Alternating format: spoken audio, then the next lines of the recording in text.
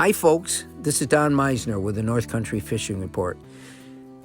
I often go to, I've told you I grew up in the little town of Wellsville in Allegheny County.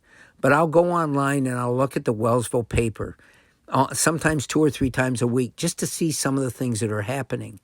And one of the things that I came upon was a whole article about the DEC is warning people about contact with coyotes at this time of the year. Now, any time of the year is not a good time because they're a wild animal. But this time of the year, there's certain things to be aware of. They're going to be guarding their den area more than any other time. Like any animal, when they have young, they become dangerous. And there's certain things that the DEC wants us to be aware of in our lack of contact, hopefully, with coyotes. How can we assure that we don't contact them more than we should? Number one, don't put pet food outside and leave it out there because that's just going to draw these coyotes. We have an awful lot of coyotes around us, even right in the towns. Like in the town of Ogdensburg, there's a lot of coyotes that exist right within the town limits. So don't put pet food out, but also don't leave garbage out because they'll come and they'll forage through your garbage. It's just another way to attract them. And here's another thing that you might not consider. Bird feed. Try not to be using bird feed because what is the bird feed going to draw? It's going to draw birds and it's going to draw small animals because other animals love bird feed. I'll tell you what, I've heard that a bear can smell bird feed a mile away. Now, this is probably crazy, but they have a lot better sense of smell than we do, and they love bird feed. They're drawn to bird feeders. Now, I'm not talking about bear now. We're talking about coyotes. But the coyotes will be drawn as well, not for the bird seed, but for the birds and the animals that come to there. It's another way to get them into areas we don't want them to be in. Coyotes can be a dangerous animal, and apparently there's been a lot of attacks when I say a lot of, there have been numerous attacks of coyotes attacking people in Canada. There's been more reports of that in Canada than any place else. Remember, the coyotes in our area are much bigger than the coyotes in other parts of the country, and there's a reason for that.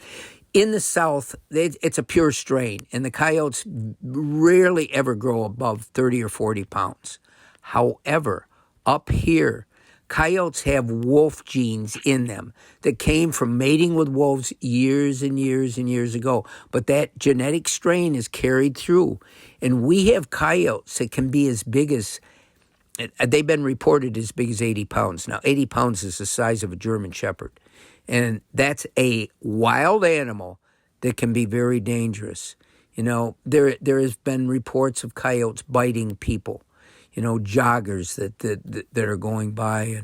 And the other thing that we have to be aware of and that we don't think of, I don't think I even have thought of this as much, but coyotes are very vulnerable to rabies.